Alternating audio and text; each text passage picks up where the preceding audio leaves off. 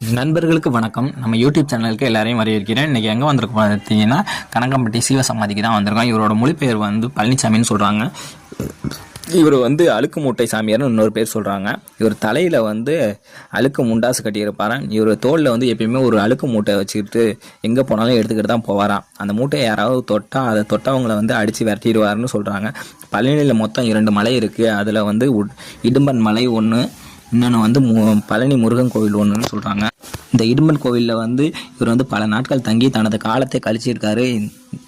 இந்த அழுக்கு மூட்டை சாமியார் உச்சி வேலையிலையும் கொளுத்துற வேலையில் மலையிலையும் மேலே பாறையில் அமர்ந்து தியானம் செய்கிறாராம். கொட்டுற வேலையில் முழுக்க நனைஞ்சபடி அதே பாறையில் படுத்திருக்காருன்னு சொல்கிறாங்க. இயற்கை நிகழ்வுகள் இவரை எதுவுமே செய்வதில்லைன்னு சொல்கிறாங்க.